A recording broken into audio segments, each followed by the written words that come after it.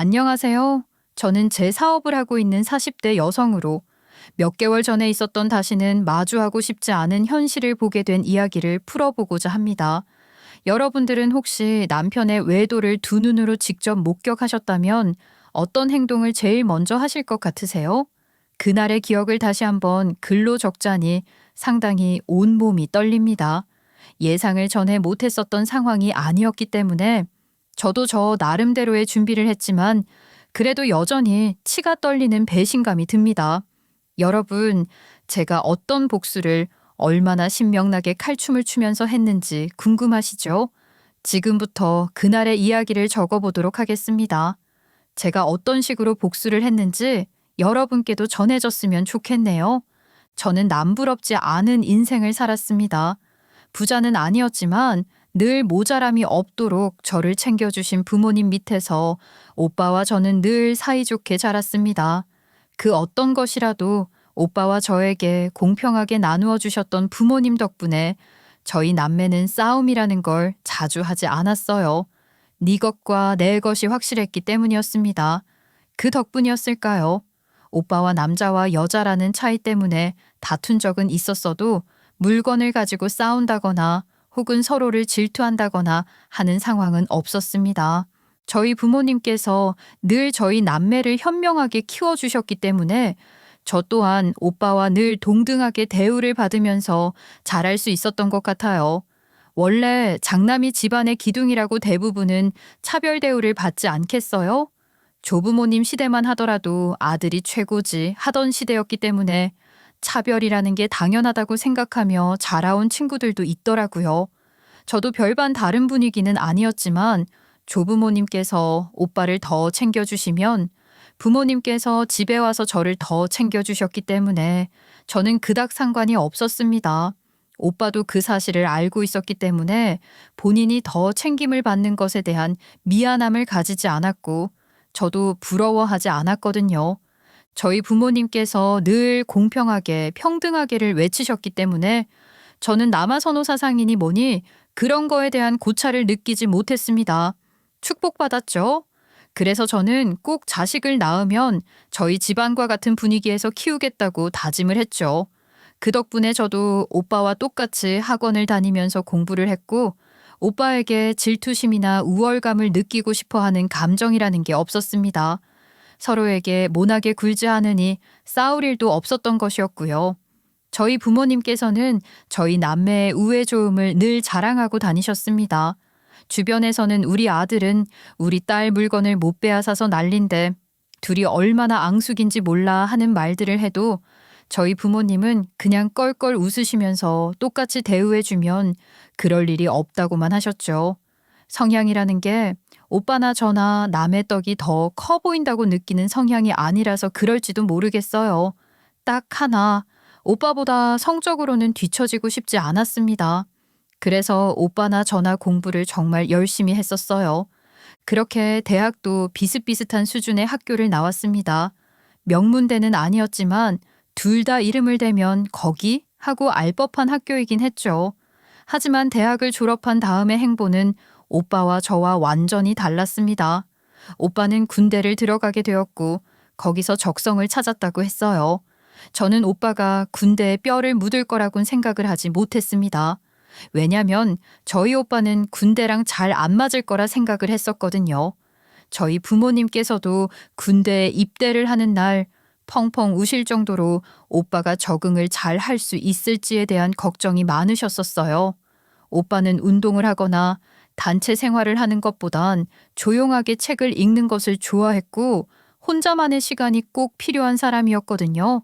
그래서 보통은 대학교 1학년에서 2학년 때 일찍 군대를 다녀오지만 오빠는 대학 졸업까지 이런저런 핑계로 군입대를 미루다가 대학을 졸업하고 군대에 입대를 했어요. 그런 오빠가 전화 한 통 해서는 군대에 뼈를 묻고 싶다고 말을 하는데 저희 부모님께서 놀라지 않을 수가 있겠습니까?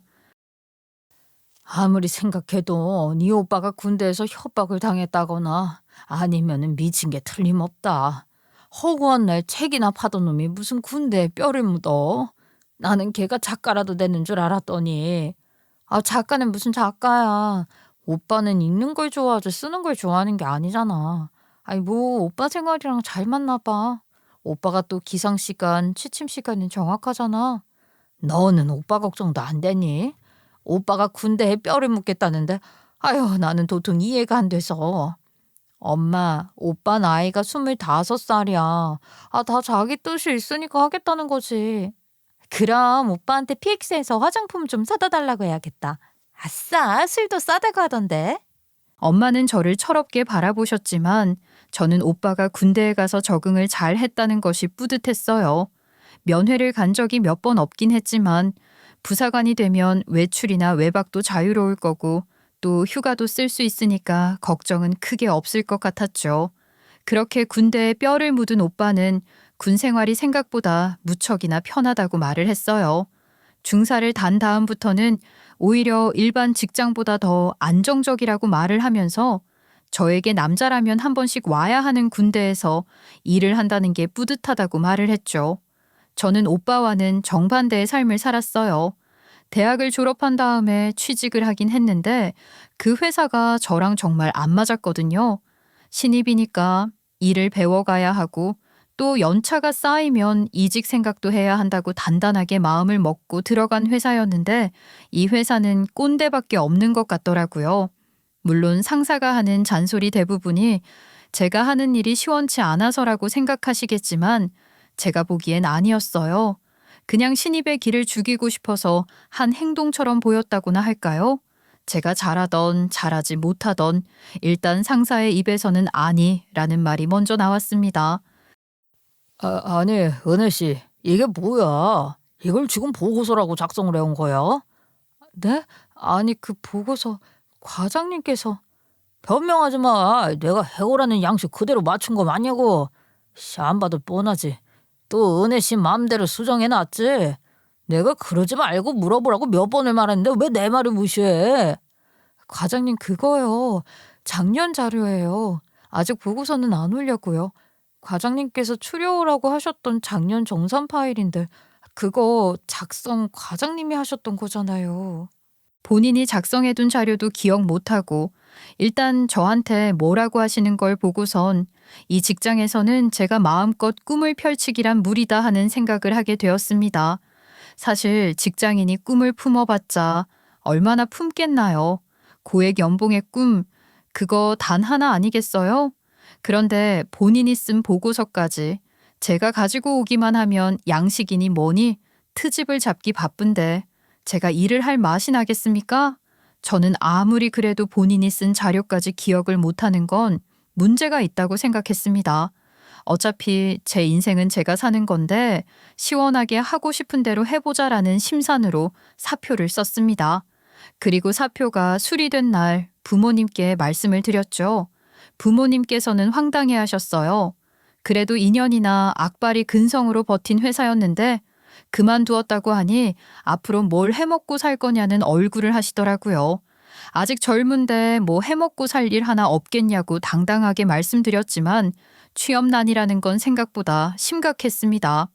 저는 여러 군데에 이력서를 넣었지만 그 어느 곳에서도 콜을 받지 못했습니다. 최종 면접까지 가더라도 떨어지는 일이 빈번했어요. 신입이라고 하기엔 이미 중소기업에 일을 한 경력이 있어서 애매했고 또 경력직으로 취급을 하기엔 2년이라는 시간이 너무 짧았기 때문이었습니다. 거기다가 내로라 하는 명문대생들도 치킨집 사장님이 최고라고 말을 하는 시대에 명문대를 졸업한 것이 아닌 제가 일을 할 만한 자리가 마땅치 않은 건 어쩔 수 없는 일이었어요. 저는 이력서를 정말 한 30군데 돌렸던 것 같습니다. 첫 취업처럼 어렵지 않게 금방 될 거라고 생각을 했지만 애매한 경력을 가진 사람보다는 아예 생 신입을 쓰는 게 더 이득이라고 생각하는 사업주들 때문에 제가 일을 할 곳이 없었어요. 저는 결국 회사 취업을 잠시 포기하고 카페에서 아르바이트를 하기 시작했습니다. 제가 일을 시작한 카페는 베이커리를 같이 운영하는 카페였습니다. 물론 저에게는 자격증이 없었기 때문에 빵을 만드는 것에 참여를 하진 못했지만 반죽을 돕는다거나 빵과 과자를 만들 때 쓰는 베이커리 용품들을 세척하는 일을 도와드렸죠. 바리스타 자격증은 없었지만 눈으로 배운 실력으로 커피를 내리기도 했고 또 계산은 제 담당이었습니다. 카페 일은 생각보다 제 적성에 잘 맞았어요.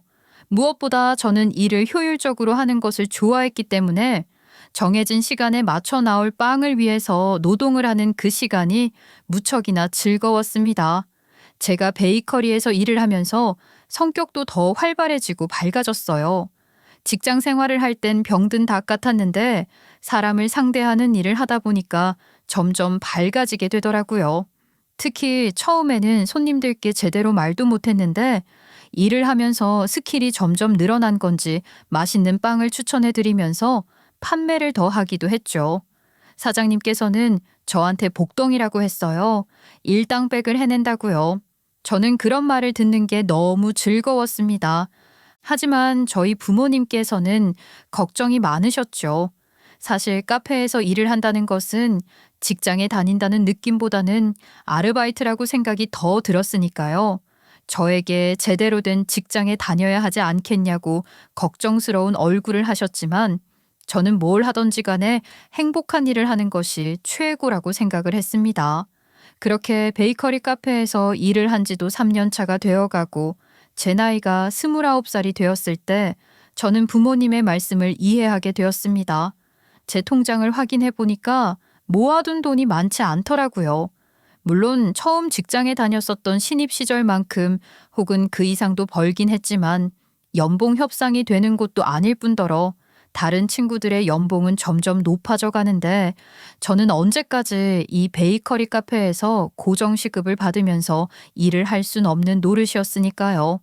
하지만 지금 와서 무언가를 배우고 새롭게 시작한다는 것은 어려운 일이라는 두려움도 있었어요. 그러던 와중 도전 의식이 들게 만드는 것이 있었어요. 그건 바로 빵을 만드는 틀과 모양을 내는 깍지에 대한 것이었습니다. 베이커리 카페에서는 대부분 비슷한 규격의 빵틀을 사용하곤 했는데 저희 사장님께서는 더 자유롭게 사용할 수 있는 모양의 틀이라든지 깍지가 필요하다고 말을 하셨어요. 저는 그때부터 방산시장을 돌면서 특이한 모양의 깍지나 틀을 찾기 시작했는데 정말 다 비슷비슷하게만 생겼지 새로운 모양이라는 게 없더라고요. 저는 주물 공장과 컨택을 하기 시작했습니다. 우리가 흔히 알고 있는 빵 모양과 쿠키 틀 모양에서 벗어날 수 있는 무언가를 만들고 싶었습니다.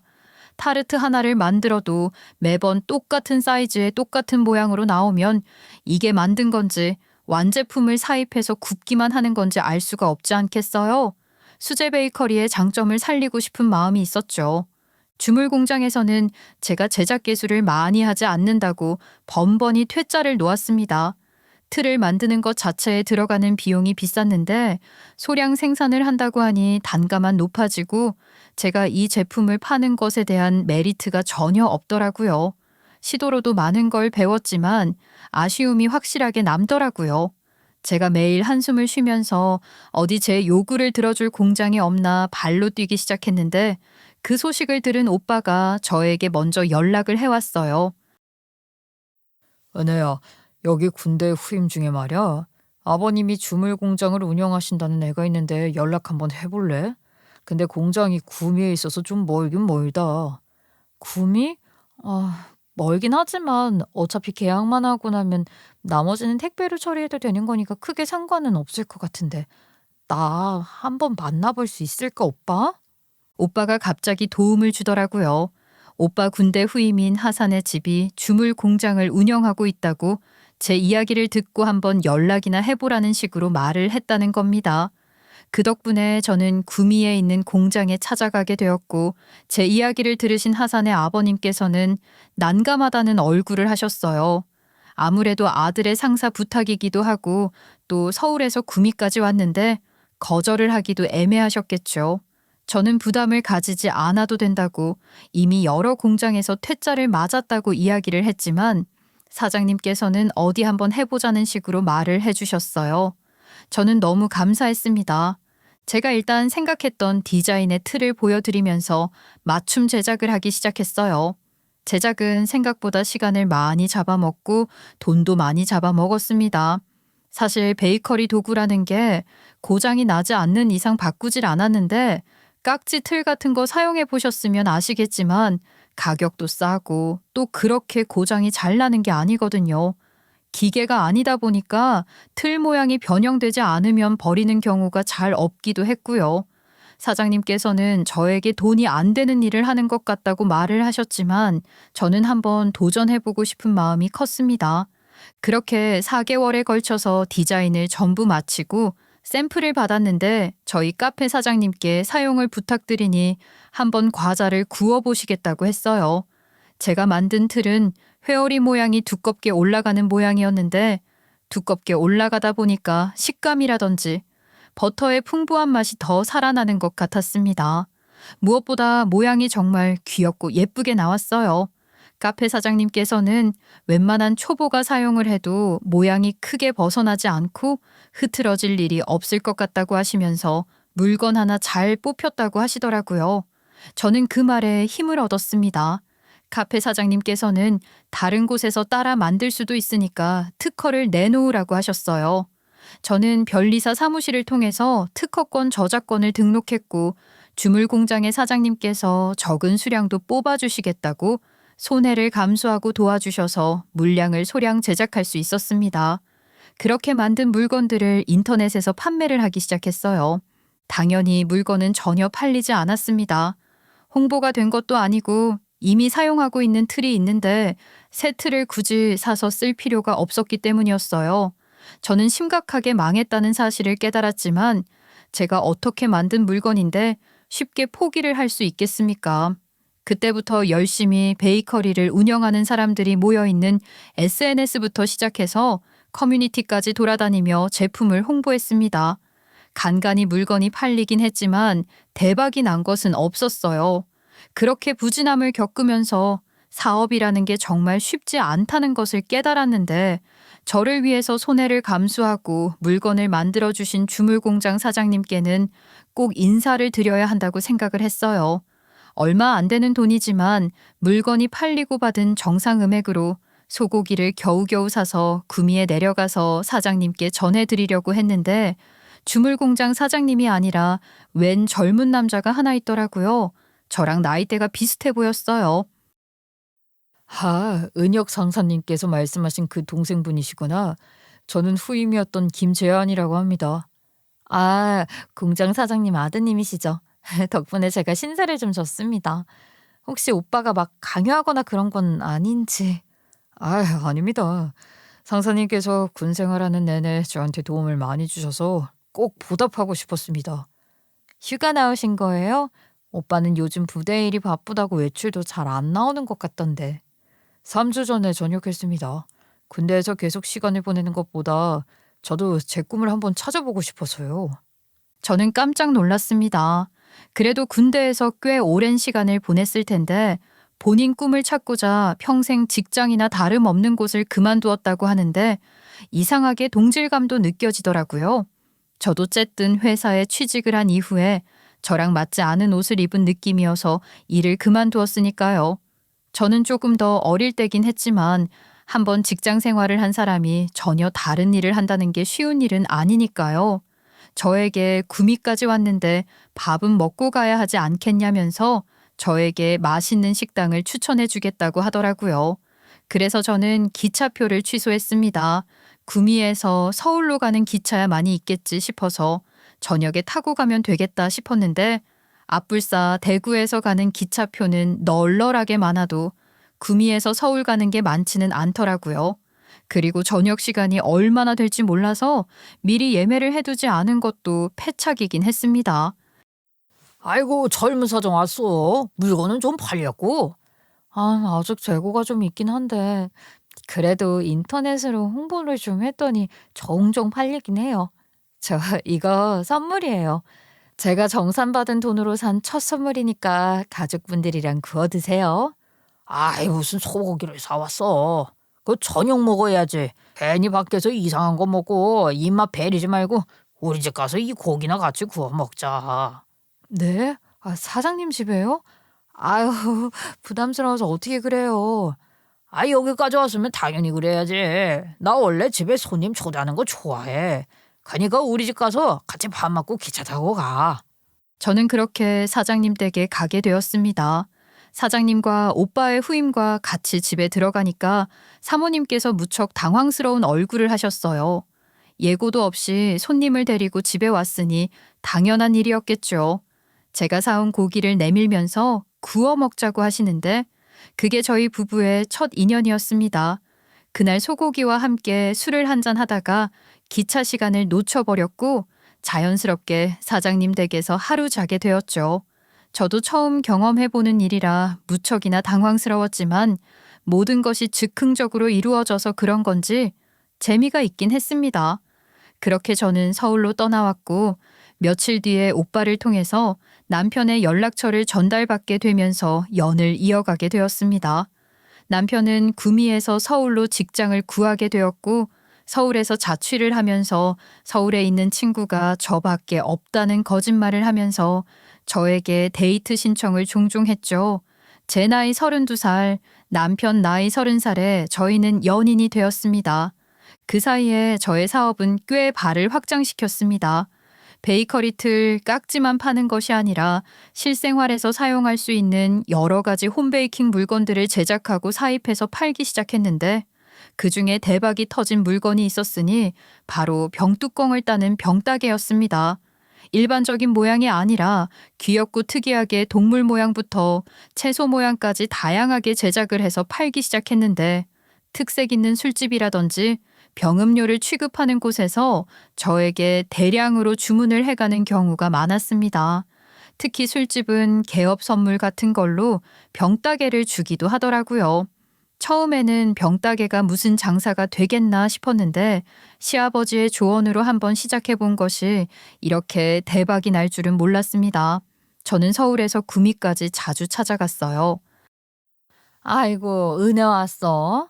어찌 된 게 아들놈은 일이 바쁘고 피곤하다고 코빼기도 안 비치는데 우리 은혜는 일도 일이지만 우리 챙긴다고 자주 오고 미안하네. 아유, 어머님, 미안할 게 뭐가 있으세요. 제가 좋아서 찾아오는 건데. 저는 시부모님과도 좋은 사이를 유지했습니다. 조금 편견이 있긴 했었어요. 경상도에 뿌리를 내린 집안이기도 하고 남편이 외동이었기 때문에 더더욱 그랬죠. 우리 귀한 아들 타령을 하실 줄 알았는데 그런 거랑은 거리가 먼 분들이셔서 저도 오히려 편하게 자주 찾아뵐 수 있었던 것 같아요. 저희는 연애를 시작한 지 1년 만에 결혼까지 골인을 하게 되었습니다. 서울에 있는 남편을 누구보다 제가 열심히 챙긴다는 것을 알고 계신 시부모님께서는 저희의 결혼을 진심으로 축하해 주셨어요. 거기다가 제가 사업 때문에 구미로 자주 출장 겸 시부모님을 찾아뵙고 있다는 것을 알고 있는 남편도 저에게 고마워했고요. 저희는 정말 잘 맞는 부부라고 생각을 했습니다. 하지만 세상에 완벽하게 맞는 부부란 존재하지 않는다는 것을 깨달았죠. 저는 구미로 자주 출장을 갔고 시아버지와 이런저런 아이디어를 내서 사업을 계속 발전시키고 있었어요. 결혼을 해서도 베이커리 카페에서 일을 했었기 때문에 고정급여도 있고 또 사업으로 물건들이 판매되는 실적이 늘어가고 있었기 때문에 돈 걱정은 딱히 없었습니다. 남편도 직장 생활을 하면서 돈을 벌어오고 있었으니까요. 그런데 제가 결혼 6개월 차 만에 남편과 대판 싸우는 일이 생겼으니 남편이 너무 이기적이라는 생각이 들었기 때문이었어요. 저는 시부모님도 챙기고 저희 부모님도 챙기면서 일도 하고 집안일도 하는데 남편은 무슨 배짱인 건지 그런 일은 당연히 여자인 제가 하는 거고 본인은 나가서 돈이나 벌어오면 된다고 말을 하더라고요. 그래서 싸웠습니다. 요즘 시대에 누가 돈 벌어오고 누가 집 지키고 그런 게 어디 있냐고 말입니다. 당신이 내 월급까지 전부 벌어오는 것도 아니고 버는 돈은 정해져 있잖아. 게다가 나도 일을 하고 있고 그러면 당연히 집안일도 나눠야 하는 거 아니야? 아, 진짜. 나 살면서 집안일이라는 걸 해본 적이 없단 말이야. 익숙하지가 않아서 그런 거니까 당신이 좀 알려주던가. 남편은 해본 적이 없다는 이유로 차일피일 미루기만 하고 정리가 안 된 꼴을 못 보는 제가 나서서 일을 해야 했어요. 그래도 신혼이었으니까 서로 맞춰가는 과정이라고 생각을 했죠. 결혼 1년 차가 조금 안 됐을 때 제가 임신을 하게 되었고 첫 아이를 가졌다는 기쁨에 정말 모든 걸 조심하게 되더라고요. 저는 입덧이 심한 편이었어서 음식 냄새만 맡아도 속이 뒤집어지는 상황이었어요. 그런 상황에서 카페에서 일을 한다는 것 자체가 무리였습니다. 버터 냄새만 맡아도 토기가 확 몰려오는데 손님 응대도 못하겠더라고요. 결국 저는 사업에 집중을 하기로 하고 일을 그만두게 되었습니다. 그래도 제 병따개에 사업이 잘 되고 있었기 때문에 크게 무리가 될 일은 없다고 생각을 했어요. 제가 생활비를 보태지 못하는 상황은 아니었으니까요. 병따개를 팔아서 한 달에 1,000에서 2천만 원씩 버는 것은 아니었지만 그래도 판매가 잘 될 땐 남편이 버는 것보다 조금은 더 벌었습니다. 물론 사업이라는 게 매달 판매량이 좋을 순 없었기 때문에 남편보다 못 벌 때도 있었지만요. 첫 아이를 정말 큰 고통 속에서 출산을 하고 저는 몸이 꽤 많이 망가졌습니다. 자연분만으로 출산을 진행하던 와중에 목에 탯줄이 감긴 사실을 알게 되어서 응급수술을 받게 되었거든요. 그거 아시죠? 진통은 진통대로 다 겪고 출산 과정에서 갑자기 응급수술에 들어가는 것이 최악의 분만이라는 것을요. 저는 진통도 다 느끼고 출산 후에 온다는 수술 복통까지 죄다 느껴야 했습니다. 정말 배가 찢어질 듯이 아파서 앉는 것도 힘들고 화장실 가는 일도 힘들었어요. 씻는 건 당연히 물이었죠. 그런데 남편이 제 근처에도 안 오는 겁니다. 제 몸이 아파 죽겠는데 저한테 괜찮냐고 저를 부축해줄 마음조차 없는 사람처럼 말입니다. 아, 여보, 나 화장실 가고 싶은데 좀 잡아줄 수 없어? 우리 애기 조금 있으면 수유해야 할 시간인데 당신이 좀 도와줘. 아, 나 솔직히 좀 무서운데? 당신은 병원에서도 운동해야 한다고 했으니까 혼자 일어서 버릇해야지. 그리고 애기 수유도 당신이 해야 할 일이잖아. 육아에 내가 해야 할 일이 어딨고 당신이 해야 할 일이 어딨어. 둘이 같이 하는 거지. 남편은 철없는 소리를 해댔어요. 배가 땡겨 죽겠는데 아이가 울면 좀 안아주고 달래줄 수 있는 일이잖아요. 그런데 자기가 안으면 아이가 부러질 것 같다면서 자꾸 이런 핑계 저런 핑계 대더라고요. 게다가 제가 베이커리를 그만두었다는 걸로 딴지를 걸었어요. 출근을 하는 것도 아니면서 자꾸 밖에 일하러 가는 자기를 귀찮게 한다고요. 저는 황당했죠. 제가 출산을 해서 일을 좀 덜하고 있긴 했지만 그래도 인터넷으로 제 물건 판매는 꾸준히 하고 있었거든요. 깍지와 틀, 병따개뿐만 아니라 각종 홈베이킹 기구와 세트까지 팔고 있었는데 그런 말을 들으니까 마치 제가 집에서 놀고 먹으면서 바가지나 긁는 사람처럼 느껴지는 것이죠. 저는 남편에게 불만이 쌓였죠. 그래도 시댁에는 출산하고 나서도 찾아가려고 노력을 했어요. 저희 신혼집은 서울에 있었는데 시부모님은 구미에 계셨잖아요. 저희 부모님은 가까이 계셔서 자주 손녀딸 얼굴도 보러 오시고 육아에 도움을 주신다고 일주일에 서너 번씩 오셨었는데 시부모님께서는 오며 가며 시간도 시간이고 또 공장일이 바쁘시니까 자주 오지 못하셨죠. 그래서 제가 남편과 함께 아이를 데리고 구미에 찾아가는 일이 많았어요. 그러던 어느 날이었죠. 주말에 아이 컨디션도 괜찮고 저도 콧바람 쐬고 싶은 마음에 아이를 데리고 구미에 갔어요. 아이고야, 우리 귀한 손녀딸 왔네. 못 본 사이에 한 뼘은 더 큰 것 같다. 어쩜 이렇게 애들은 매일매일 크니? 저도 맨날 봐서 잘 모르다가 사진으로 보면 며칠 사이에 쑥 컸더라고요. 똘망똘망한 게 아주 나중에 큰일을 하겠어.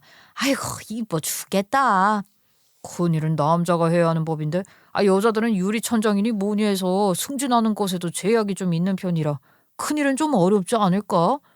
그나저나 우리도 아들을 낳아야 하는데 요즘 시대에 그게 무슨 철없는 소리야? 아들을 낳든 딸을 낳든 잘 키우면 되는 거지. 나 외동아들이야. 내가 우리 집안 대를 이어야 하는데 당연히 아들을 하나 낳아야 하지 않겠어? 아빠도 그렇게 생각하지? 아니 뭐 꼭 아들을 낳아야 한다 이런 건 아닌데 아들 하나 딸 하나 있으면 좋은 거지. 아들은 아들 나름대로 든든하고 딸은 딸 나름대로 든든한 법 아니겠어? 시아버지께서는 저에게 대놓고 아들을 낳으라고 강요는 못하셨지만 은근히 손주를 바라시는 것 같은 눈치셨어요. 시어머니께서는 제 눈치를 보시면서 시아버지의 옆구리를 쿡쿡 찌르셨죠. 아들은 무슨 아들이냐? 며느리가 그렇게 힘들게 아이를 낳았는데 그런 소리 하면 서운함이 쌓이는 법이라고 그러지 말라고 하시더라고요. 저는 늘 시어머니께 감사했습니다. 귀한 아들 타령하실 거라고 생각했던 시어머니께서는 정말 제 편에 서서 저를 보살펴 주셨거든요. 제가 구미에 찾아간다고 해도 집안일 한 번을 시키는 법이 없으신 분이셨어요.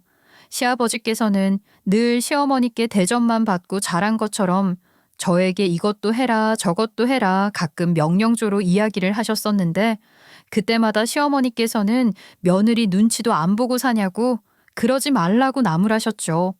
남편도 마찬가지였어요. 시어머니께는 귀한 아들 대접을 받으면서 자란 티가 났지만 저랑 있을 땐 늘 시어머니께서 저한테 잘해야 한다고 남편을 꾸짖으셨었거든요. 저는 시어머니 덕분에 구미에 올 때마다 마음 편안하게 푹 쉬다가 갈 수 있었어요. 남편은 그게 또 은근 불만이었던 것 같더라고요. 시어머니께서 남자도 집안일을 할 줄 알아야 한다 하고 잔소리를 하실 때마다 남편은 입을 삐죽이면서 저한테 비아냥거렸거든요. 우리 와이프는 참 좋겠다. 서울에서는 장모님께서 집안일 다 해줘. 구미 와서는 우리 엄마가 다 해줘. 당신은 편안하게 대접만 받네. 얘는 그게 무슨 소리야. 육아한다는 게 얼마나 피곤하고 힘든 일인데 당연히 집안일은 네가 나서서 해야 하는 법이지. 그게 어떻게 대접을 받는 거니? 시어머니께서 그렇게 남편에게 잔소리를 해주시지 않았다면 저는 둘째도 낳지 않았을 겁니다. 제 나이 37에 낳은 아들은 정말 사랑스러웠어요. 사실 딸을 둘 키워도 행복할 것 같았지만 저는 아들을 낳고 싶다는 마음이 있었거든요. 저랑 오빠가 워낙 우애가 좋은 남매이기도 했었고 또 외동아들이라서 대를 이어야 한다고 궁시렁거리는 남편의 입을 막고 싶기도 했었고요. 그런데 둘째가 딱 아들로 태어나서 제가 원하던 바를 다 이룬다는 생각을 했습니다. 물론 아들을 도구로 생각하고 그런 건 아니었어요. 딸이었어도 정말 행복하게 키웠을 겁니다. 그 뒤로 저는 정말 정신없이 육아를 했어요. 첫 아이를 낳았을 때는 그래도 30대 초반이라서 어떻게든 체력으로 밀고 나간다고 생각을 했었거든요. 그런데 둘째를 낳았을 땐 30 후반이라 그런 건지 아니면 그동안 아이를 키운다고 체력 관리해서 소홀해서 그랬던 건지 몸이 너무 힘들더라고요. 그래서 남편에게 도움을 요청했는데 남편이 짜증을 버럭 내더라고요. 아니 다른 집 와이프들은 알아서 잘만 한다는데 당신은 왜 맨날 힘들다고 그래? 나도 회사에서 이리 치이고 저리 치이고 아주 힘들어 죽겠어. 집에 와서는 조금 쉬고 싶은데 매번 그렇게 퇴근하고 돌아온 사람한테 이거 해라 저거 해라 시키고 싶어? 아빠가 빨리 공장을 나한테 물려주면 나도 회사 그만두고 사장님 소리 들으면서 살 수 있을 텐데. 아유, 웬 김칫국이야? 아버님께서 당신한테 주물 공장 물려준다고 한 적도 없는데. 그럼 그 공장을 누굴 물려줘? 자식이 나 하나밖에 없는데. 아빠가 그래도 공장 운영은 제대로 하셔서 공장이 돈이 엄청 된다고 여차하면 비싼 값에 사겠다는 사람들에게 팔아도 되는데. 아버님께서 당신에게 준다고 한 적도 없는데 공장에 괜한 희망 걸지 말고 일이나 열심히 해. 군대 전역하고 꿈을 펼치겠다고 할 땐 언제고. 연애를 할 땐 몰랐는데 그래도 몇 년 같이 살다 보니까 남편이 얼마나 철없는 사람인지 알겠더라고요. 저보다 2살이 어렸는데 연하라서 더 그렇게 보이는 건지 아니면 남자는 평생이 가도 철이 안 든다는 말이 맞는 건지 남편이랑 대화를 하다 보면 고구마를 100개 먹은 것 같은 답답한 마음이 들었죠. 그러다 보니까 저도 남편을 저와 동등한 부부 사이로 인식하기보다는 다 큰 철없는 아들로 인식을 하게 되는 겁니다. 제가 뒤치다꺼리를 해줘야 하는 게 한두 가지가 아니었어요. 매번 제자리에 두는 물건도 제가 꼭 찾아줘야 했고 아이들이랑 조금 시간을 보내달라고 부탁을 하고 집안일을 하고 있으면 애들한테 휴대폰 쥐어주고 지는 잠을 쳐자고 있더라고요. 그런데 하나하나 쌓이다 보니까 저도 잔소리를 하길 포기하게 되었고 남편이 말을 걸어와도 살갑게 이야기를 한다기보다는 퉁명스럽게 틱틱대게 되었어요. 남편은 저에게 자기를 무시하는 것 같다면서 불만을 표출했지만 저는 솔직히 그랬습니다. 그렇게 무시를 당하고 싶지 않으면 지가 애초에 잘 했어야 하는 거 아니냐고요. 무시를 당할 행동을 하는데 어떻게 곱게만 볼 수 있겠습니까? 둘째 아이가 4살이 되고 첫째 아이가 초등학교에 입학을 할 때도 그랬습니다. 당연히 첫 자식의 첫 입학식을 하는 날인데 꽃다발을 들고 입학식에 참석을 해야 하지 않겠습니까? 오죽하면 구미에 있는 시부모님께서도 겸사겸사 올라오셨는데 남편 놈은 회사에 연차를 쓰지 않은 겁니다. 저는 너무 어이가 없었죠. 아니, 다른 날도 아니고 우리 아이 첫 입학식인데 연차를 안 썼다고? 어차피 부모님도 오실 거고 나도 애 입학식이라 연차 쓴다고 하기 눈치가 보여서.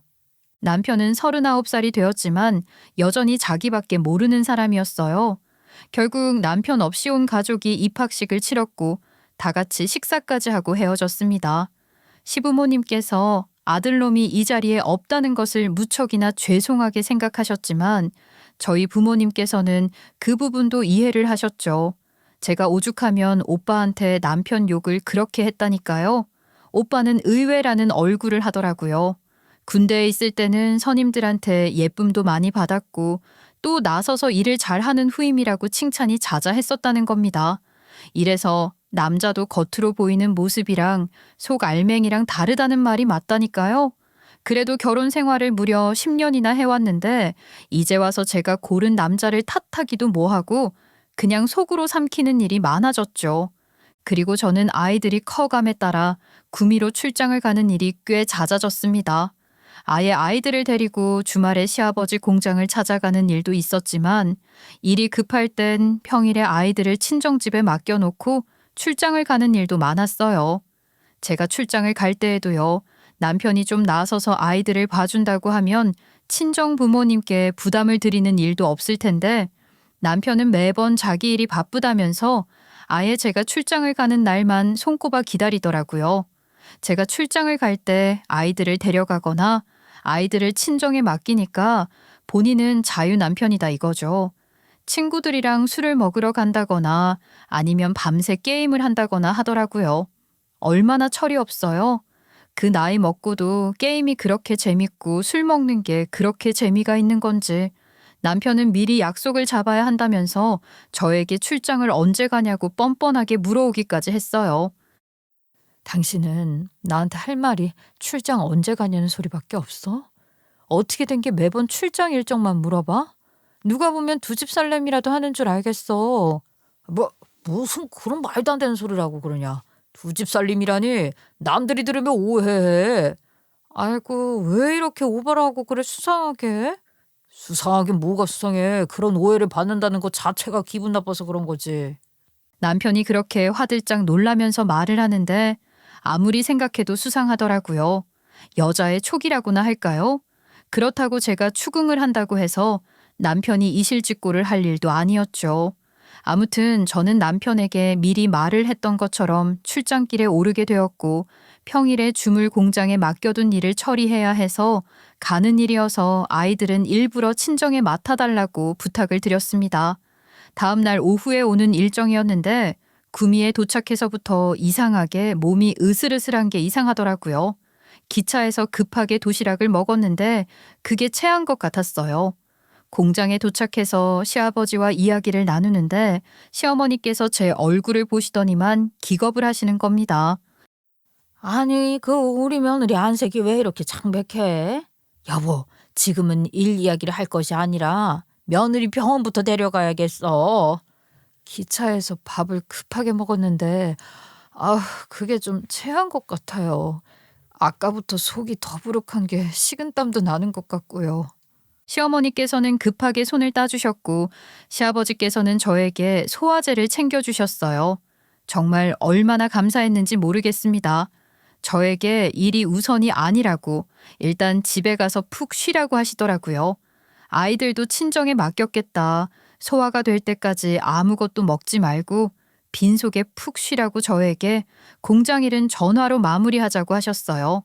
저는 몸이 너무 안 좋아서 다음 주든 언제든 다시 오겠다고 말씀을 드리고 기차를 타려고 했는데 시아버지께서 집까지 데려다 주시겠다고 하시는 겁니다. 구미에서 서울이 가까운 거리도 아닌데 기차를 타면 더 불편하지 않겠냐고 차 타고 가자고 하시더라고요. 저는 컨디션이 좋지 않아서 시아버지께 거절하지 않고 차를 타고 서울까지 왔습니다. 시아버지께 집에 들어가서 차라도 한잔 하시자 했는데 몸 아픈 며느리 쉴 시간 빼앗는 거 아니라고 그냥 가신다고 하시더라고요. 저는 인사를 꾸벅하고 집으로 올라와 비밀번호를 눌렀습니다. 그때가 오후 5시쯤이었어요. 분명히 남편이 퇴근을 하고 와 있을 시간도 아니었고 집에 누군가가 말도 없이 방문을 할 예정도 없었습니다. 그런데 현관에 떡하니 남편 구두가 놓여 있는 것 아니겠습니까? 그 옆에는 제 신발이 아닌 여자 신발이 놓여 있었습니다. 저는 그때부터 가슴이 뛰기 시작했어요. 물론 일 때문에 어쩔 수 없이 집에 들어왔다고 100번 양보해서 생각을 할 수도 있었죠. 근데 그런 경우라면 그 손님이 누가 됐든 거실에 있어야 할 것 아닙니까? 그 둘은 거실 그 어디에서도 보이지 않았어요.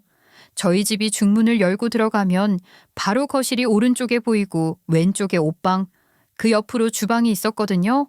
근데 거실이 조용하더라고요. 주방도 조용했어요.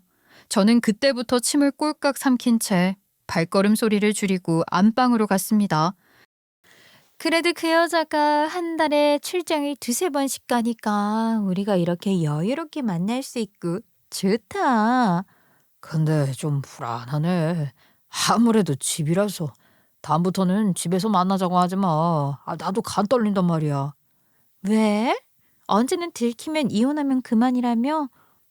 질투나? 당신이랑 사는 그 여자 뭔 축복을 받았는지 모르겠어.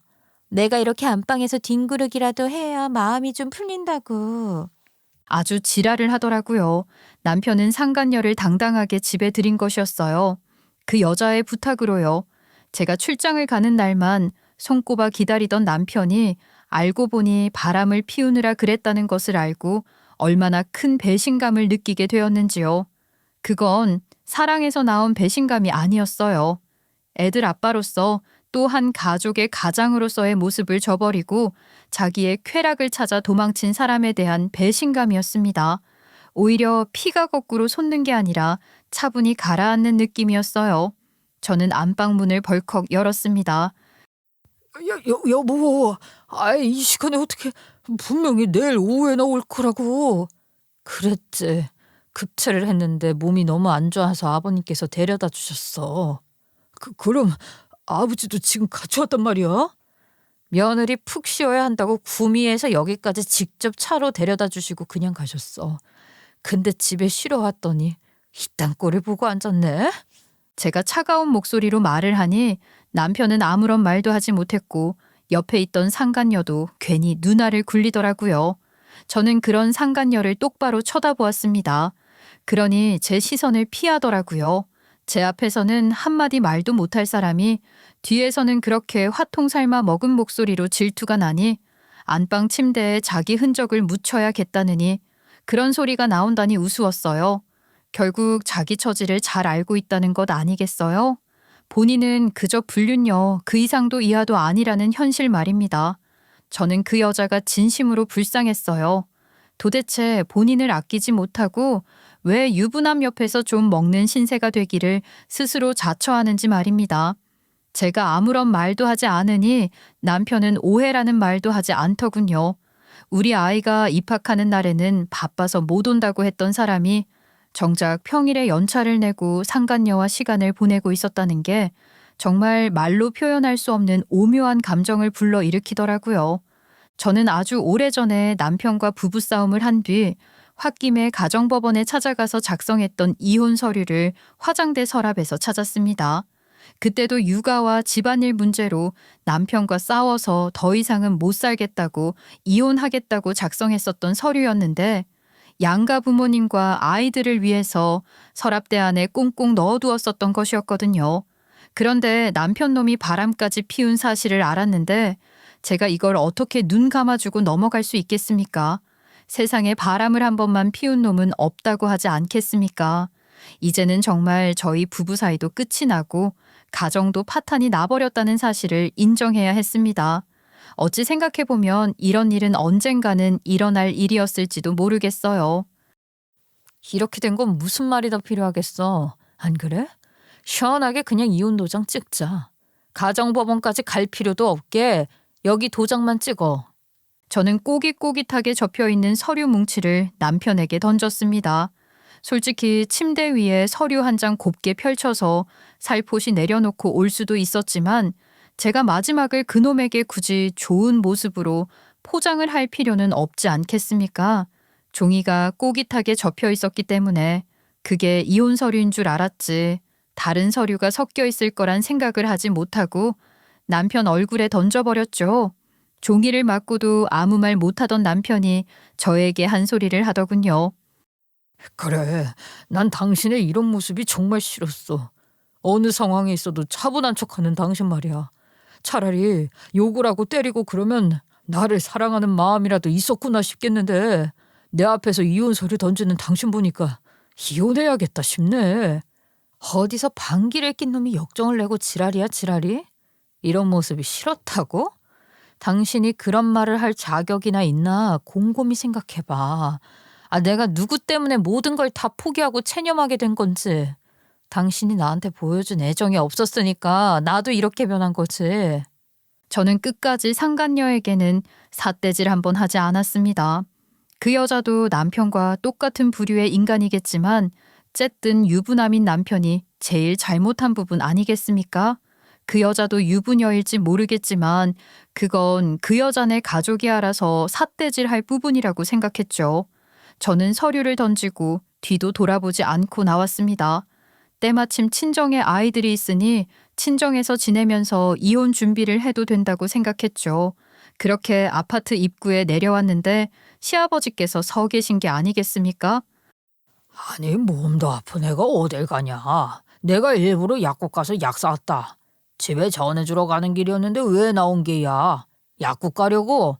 이거 받아 들고 가서 먹고 쉬어. 아니요, 아버님. 저 친정으로 가려고요. 아마 지금 집에 가시면 대단한 꼴 보실 거예요. 그게 무슨 뚱딴지 같은 소리냐? 시아버지께서 무슨 말인지 이해를 못하겠다는 얼굴로 저를 쳐다보시는데 뒤에서 엘리베이터 도착음이 울리더니만 남편하고 상간녀가 뛰어오는 게 아니겠어요? 그리고 그 앞에 서 있는 시아버지를 보고 둘 다 얼음이 되었습니다. 시아버지께서는 저를 한번 남편과 상간녀를 한번 번갈아 가시며 보시더니 제 표정을 보고 상황이 딱 파악이 되신 겁니다. 갑자기 남편에게 다가가서는 남편의 뺨을 잇는 힘껏 때리셨습니다. 너 이 자식 설마 며느라가가 지금 구미로 1박 2일 출장을 간 사이에 바람을 피운 거야? 네가 제정신이야. 아버지 이거 뭐예요? 이 공장 양도 서류가 뭐냐고요? 저는 깜짝 놀랐습니다. 그 서류가 남편의 손에 있을 이유가 없는데 왜 있나 싶었죠. 그러고 나서 생각을 해보니 제가 시아버지의 공장 양도 서류를 화장대 서랍 안에 두었었던 것이 생각났습니다. 남편에게 이혼 서류인 줄 알고 던졌던 것이 그 양도 서류였던 것입니다. 남편은 제가 나간 뒤에 서류를 보다가 알게 된 것입니다. 이혼 서류가 아니라 공장 양도 서류라는 것을요. 놀라서 저에게 어떻게 된 일이냐고 따지러 오는 길에 시아버지까지 딱 마주치게 된 것입니다. 뭐긴 뭐야. 공장 양도 서류가 공장 양도 서류지. 내가 며느라가한테 공장 주겠다는 서류. 그걸 왜 이 사람한테 주세요? 아들인 저한테 주셔야지. 이거 원 미친놈 아니야? 네가 공장에 대해서 뭘 안다고 공장 양도 서류를 주냐? 며느라가가 왜 몇 년 동안 한 달에 2-3번씩 구매해왔는지 그건 안 궁금하더냐? 어찌 한 번을 안 물어보길래 공장에 관심 없다 싶었다. 주물 공장 경영하는 거 보고 배운 거다 이놈 자식아. 너는 손 하나 까딱 안 하고 공장 물려받으려고 그랬어? 당연히 저한테 주시는 줄 알았죠. 그러면 지금 아버지 공장이 이 사람 것이란 말입니까?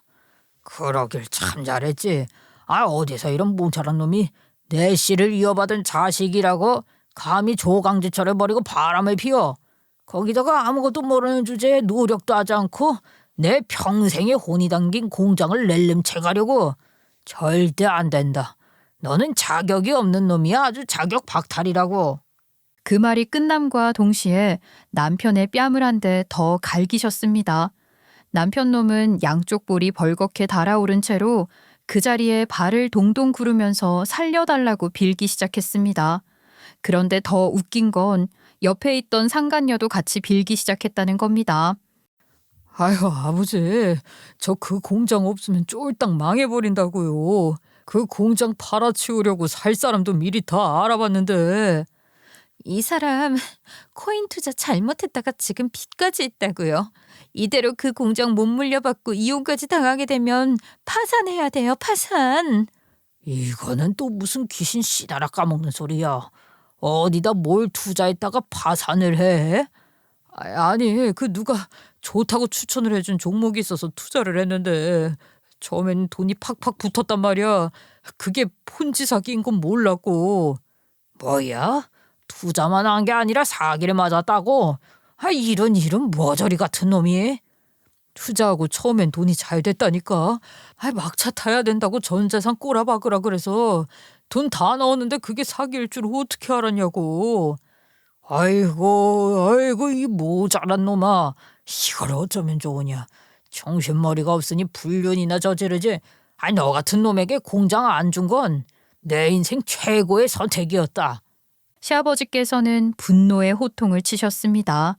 남편 놈은 자기 그 공장 판 돈 없으면 파산 신청해야 한다고, 그러면 은행 거래도 못하고 회사에서도 잘릴지도 모른다면서 살려달라고 빌었어요.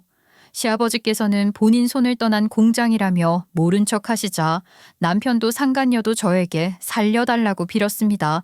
아주 찌질해 보였습니다. 그 공장 원래 그쪽 거 아니잖아요. 어차피 이혼하시기로 한 거 저희 한 번만 살려주세요. 네? 여보, 내가 잘못했어. 2번 다시는 바람 안 피울게. 2년이랑도 정리할게. 나 그 공장 없으면 정말 죽어. 앞으로 평생 파산한 상태로 살아야 한다고. 뭐라고? 2년? 지금 나한텐 년이라고 한 거야? 지금 고작 돈 때문에 빚 때문에 나를 정리하겠다고? 그 투자도 2년이 하자고 해서 한 거잖아. 너랑 나랑 둘 다 빚만 들고 살게 생겼냐 지금. 나라도 살아야지. 야, 너 말 다 했어? 돈 벌 때는 세상에 나밖에 없다면서. 마누라랑 이혼하고 나한테 오겠다더니 지금 와서 지 혼자 살겠다고 나를 버려? 이 개새끼가? 갑자기 상간녀가 남편의 머리채를 쥐어잡는 게 아니겠습니까? 근데 여기서 웃긴 건 시아버지께 뺨을 맞았을 땐 아무것도 못하던 남편 놈이 상간녀의 머리채를 같이 잡았다는 겁니다. 불륜까지 저지를 정도로 세기의 사랑인 줄 알았더니 돈 앞에서는 아무것도 아닌 사이더군요. 그 모습이 얼마나 웃기던지 깔깔거리고 웃어버리고 말았습니다. 그리고 그 인간들이 치고받고 싸우는 걸 보면서 속이 풀린 건지 트름까지 꺽 하고 나오더라고요. 시아버지께서는 그런 저를 보면서 제 손을 꼭 잡으셨습니다. 아이고, 저 모자란 놈이랑 이혼한다고 해서 내 공장까지 팔아치울 건 아니지. 아휴, 아니다. 팔아치워서 손주들 키우는데 써도 된다. 며느라가 아니었으면 몇 년 전에 문 닫았을 공장이었어. 아버님, 무슨 그런 소리를 하세요. 아버님이야말로 전 며느리라고 불편해하지 마시고 같이 공장 마무리해 주셨으면 좋겠는데요. 몇 년 전 주물 사업이 한풀 꺾이면서 힘들었던 시아버지 사업에 다시 불을 밝혀준 건 병따개 사업이었습니다. 중국으로 대량 수출을 하게 되면서 제 사업도 시아버지의 공장도 윈윈하게 되었고, 시아버지께서는 제가 주물 공장 관리에 관심이 있다는 것을 알고 주물 제작을 하는 방법부터 시작해서 공장 경영에 관한 부분까지 전부 노하우를 전수해 주셨습니다. 그 덕분에 작년에 공장의 명의는 제 명의가 되었고요. 남편에게 정말 물려주지 않아도 된다는 시아버지의 말 맞다나 제가 책임감 있게 가정도 공장도 잘 지켜보려 했는데 결말은 아쉽게 됐습니다. 하지만 시아버지께서는 저에게 일임하길 잘 했다고 하시면서 앞으로도 공장을 잘 이끌어 달라고 하셨고, 저는 시아버지께 도움이 필요할 때마다 꼭 도와주셔야 한다고 말씀을 드렸죠. 그 이후 친정까지 쫓아와서 애들을 붙잡고 울면서 살려달라고 비는 남편놈에게 이혼하겠다고 선포하고 양가에도 알렸습니다. 그 뒤로 저는 쭉 친정에서 지내고 있고요. 공장은 명의는 제 것이지만 관리는 시아버지께서 해주시고 저는 일주일에 한 번씩 구미에 내려갑니다. 전 남편놈은 저에게 결국 위자료까지 물고 이혼 소송에서 패소했고요. 상간녀에게도 당연히 위자료 청구 소송을 걸었습니다. 둘 다 돈 없다고 빌었지만 제 알바는 아니지 않겠어요?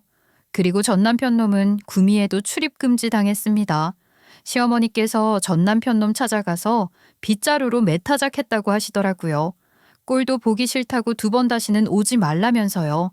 개인 파산을 했는지 직장 열심히 다니면서 빚 갚고 있는지는 모르겠지만 저는 아이러니하게도 이전 시부모님과 잘 지내면서 제 일도 열심히 하고 있습니다. 시아버지께서 더 이상 공장 일에 관여하실 수 없을 때쯤 공장을 정리하긴 하겠죠. 제가 구미로 내려가서 살 순 없으니까요. 그러면 그때는 또 다른 일을 하게 되지 않을까요? 그날이 오기까지 저희 아이들 차별 없이 잘 키우면서 제 할 일 열심히 해보겠습니다. 여러분, 제 이야기를 끝까지 들어주셔서 감사합니다.